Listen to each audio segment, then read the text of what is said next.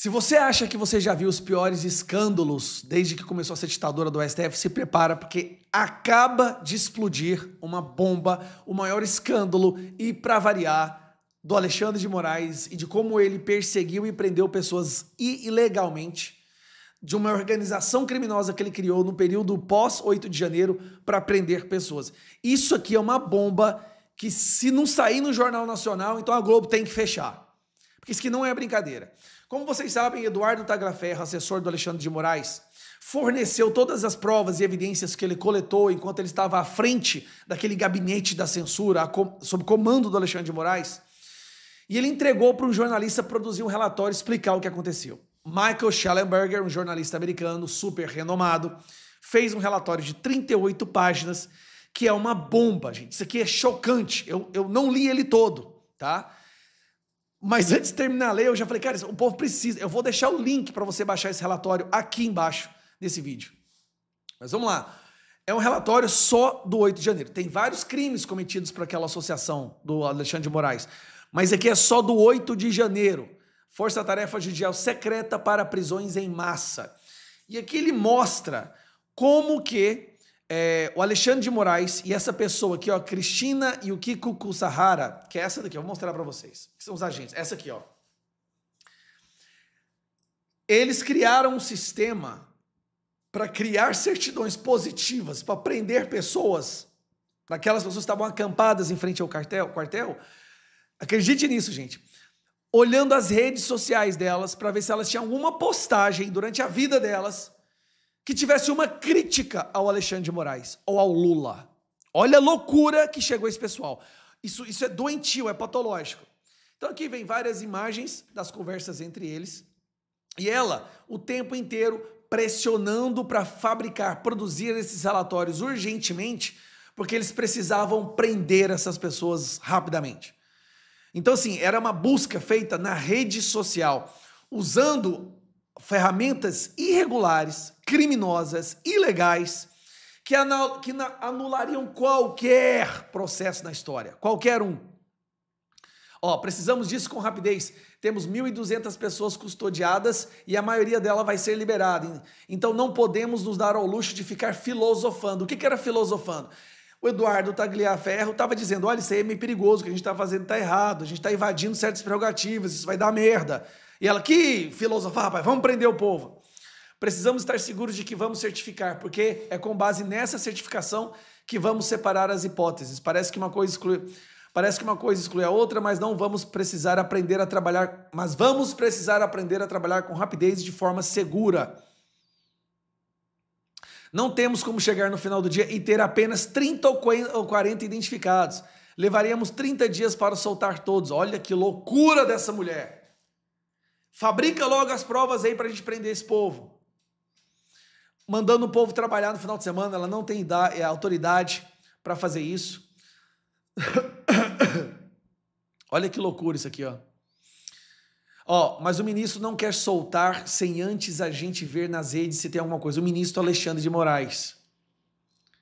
Aqui, eles sabiam que o que elas estavam fazendo era criminoso, então ela saiu mudando tudo, tá vendo? Ó? No dia 27/8/2024, audiências de custódia, tá vendo? Aqui ela mudou tudo que tinha. E aí vai, galera. Olha aqui, olha os pré-requisitos para prender as pessoas, tá? Compartilhar publicações nas redes sociais sobre protestos, críticas ao Supremo Tribunal Federal ou ao presidente Lula, participação de um grupo do Telegram ou WhatsApp, retuitar conteúdo relacionado às eleições rotulando como desinformação, menções em reportagens, denúncias anônimas postadas online. Olha só, eles prendiam pessoas se houvesse alguma denúncia anônima contra essa pessoa ou se ela fosse mencionada nas reportagens. Ou se ela tivesse criticado o Supremo Tribunal Federal. E eles olhavam em tudo, TikTok, tudo. Cara, isso não é devido ao processo legal nem na porra da Coreia do Norte. Isso por si só era suficiente para justificar a prisão, independentemente de antecedentes criminais, comportamento violento ou mesmo presença dentro dos prédios governamentais. Se nenhum conteúdo desse tipo fosse encontrado, o detido poderia ser rotulado como negativo e era solto. Mas eles estavam dando positivo para todo mundo. Eles erraram, inclusive, nessa pessoa aqui, ó, Vildete da Silva, essa aqui, ó, Vildete, deixa eu voltar aqui, Vildete da Silva guardia, que é essa daqui, ó. Uma senhora de 74 anos. 74 anos, gente. Essa porra não quer isso aqui? Que é esse trem aqui? Vai pra lá. E aqui vários exemplos. Cara, o relatório é extenso, você tem que ler. Tá? Fazer esse relatório foi extremamente... Isso aqui é um crime. Aí o que eu fiz? Só pra você entender a gravidade disso aqui, gente. Olha isso aqui. Isso aqui é só sobre o 8 de janeiro. Tem vários outros sistemas de censura. O perfis do X que eram determinados que deveriam ser derrubados. Eu mandei isso aqui, esse relatório, no ChatGPT. Tá aqui em cima o relatório, como vocês podem ver aqui, ó. Aqui, ó. E eu perguntei, analisar e listar todas as irregularidades, crimes, desvios de cargo, abuso de autoridade, desrespeito ao devido processo legal cometidos pelas pessoas listadas nesse documento e se elas estavam trabalhando sob o comando do ministro Alexandre de Moraes. Olha a resposta do ChatGPT. Com base na análise completa do relatório Arquivos do 8 de janeiro, seguem abaixo as principais irregularidades, crimes, abuso de autoridade, violação do devido processo legal e desvio de função cometido por pessoas listadas no documento. Tá, vamos lá. Comando direto de Alexandre de Moraes.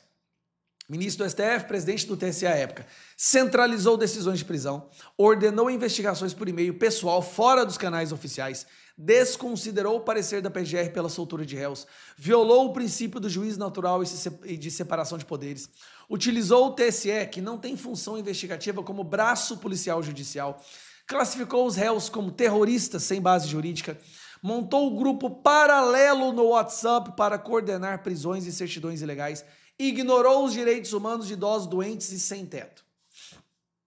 Aí, sabe quem foi a principal braço direito do Alexandre de Moraes? Nós temos essa nova figura para prestar atenção, tá? Cristina Yukiko Kusahara, chefe do gabinete de Moraes. O que ela fez? Ela criou e coordenou grupos do WhatsApp fora da Força Tarefa, impôs ritmo de trabalho legal sobre o TSE sem autoridade, deu ordens diretas a juízes de custódia e ao TSE mesmo sem cargo, ali mandou emitir certidões com base em postagens ideológicas, ignorou recomendações de soltura da PGR, censurou erros internos e pressionou por volume em vez de precisão, violação do devido processo, abuso de autoridade e desvio funcional. Eduardo Tagliaferro, que é o que está denunciando, fez esses crimes aqui, ó, criou certidões positivas, negativas com base em postagens e opiniões, recebeu ordem secretas via WhatsApp para fabricar relatórios, foi usado como braço informal da repressão e censura, uso indevido de dados pessoais sensíveis, gest bio, abuso de autoridade e vigilância ilegal. Marco Antônio Martins Vargas deu aparência legal a relatórios de origem ilícita, defendeu mandar jagunços pegar Alan dos Santos e prevaricação, incitação à violação de direitos e abuso de autoridade. Ayrton Vieira, também juiz, conduziu audiências de custódia como simulação legal, incentivou a falsificação de provas, use sua criatividade, demonstrou escárnio das garantias legais, mensagens com emojis, falsidade ideológica, abuso de autoridade e violação do devido processo legal. Regularidades institucionais graves, violação do sistema acusatório, certidões positivas ilegais, baseadas em opiniões políticas, roupas. Se a pessoa estava usando verde e amarelo, ela tinha que ser preso. Se ela publicou meme ou se ela curtiu alguma coisa, ela tinha que ser preso. Gente do céu. Não foram entregues à defesa nem submetidas a análises do Ministério Público. Condenações baseadas em conteúdo de redes sociais. Não tem atos concretos. PGR recomendava soltura, mas Moraes ignorava. Pessoas presas por tempo indeterminado, mesmo com certidão negativa. Prisões mantidas por suspeitas vagas, sem provas. Vigilância clandestina. TSE usou banco de dados da Receita, RENAC e GSBio sem autorização legal. Isso aqui é crime, gente.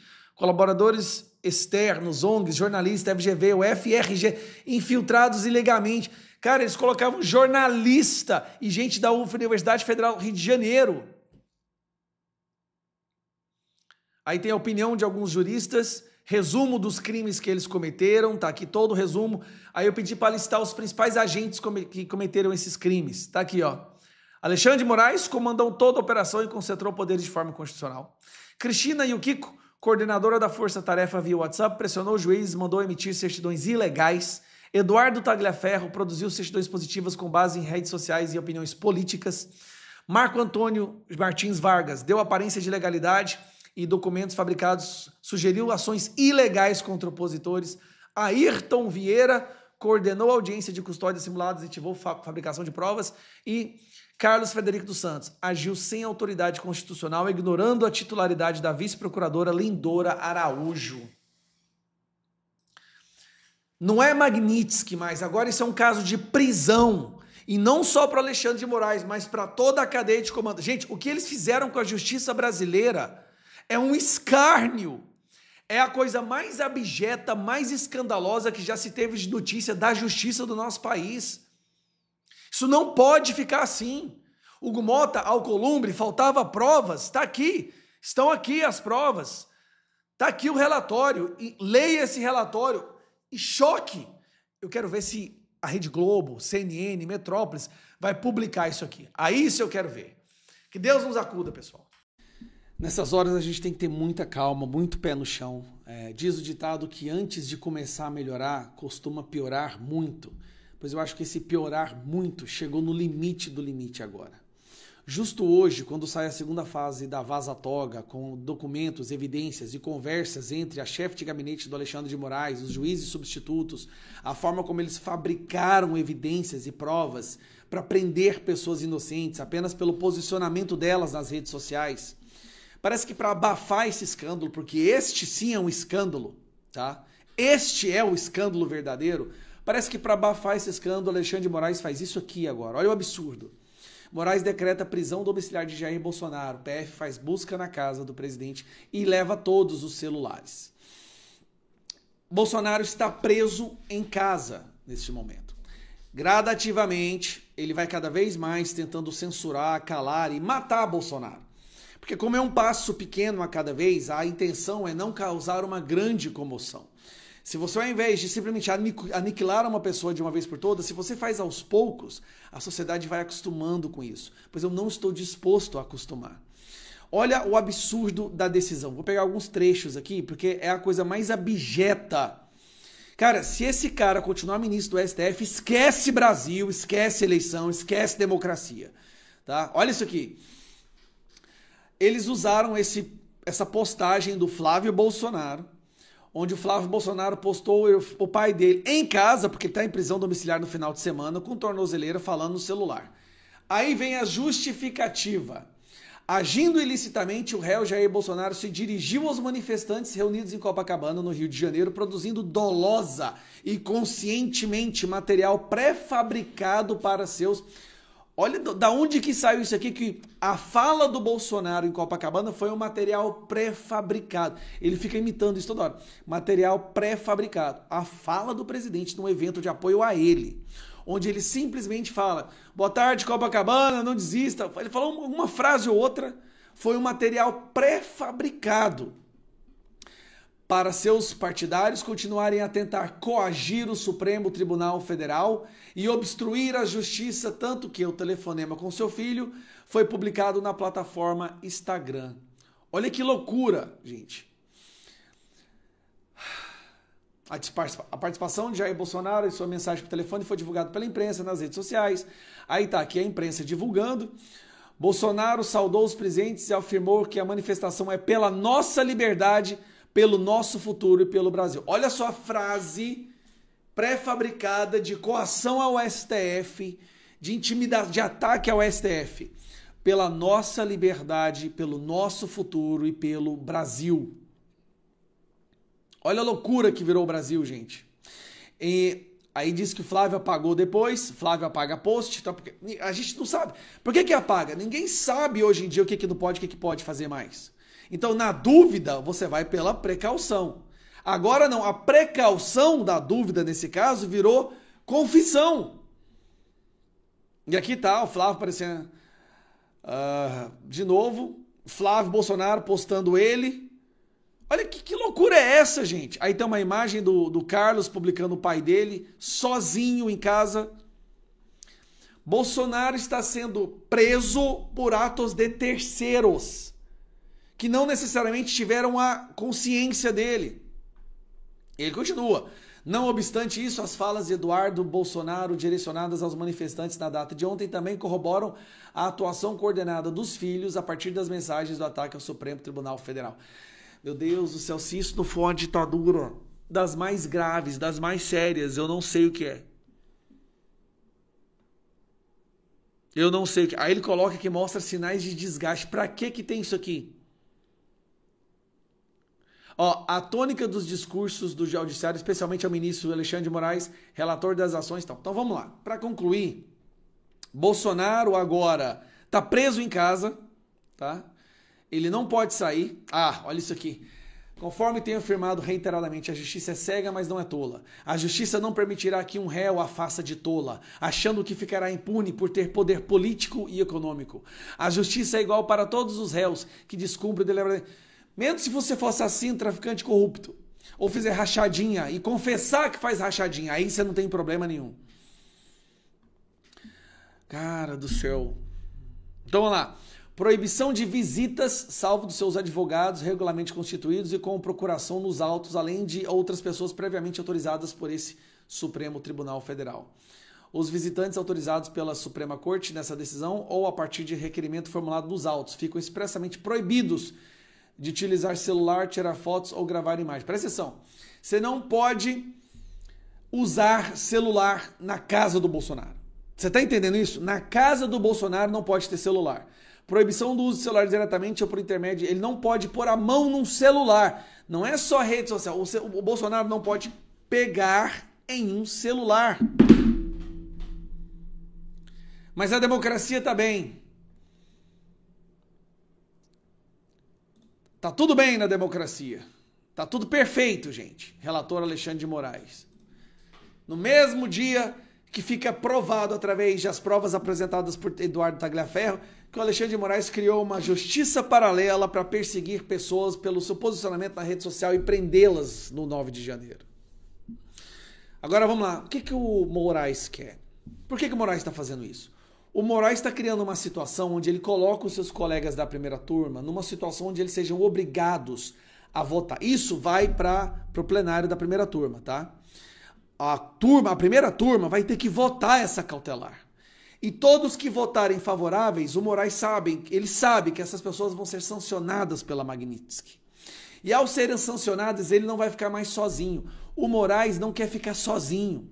Ele quer arrastar outras pessoas do STF para serem sancionadas também pela Magnitsky. Você está entendendo? Ele está sozinho, ele está isolado. Então, para não ficar isolado, ele cria uma situação onde ele coloca os seus colegas a votar também. Colegas ministros do Moraes, todos que votarem junto com isso, o que o Moraes quer? Ele criou uma armadilha para que os senhores sejam arrastados para Magnitsky.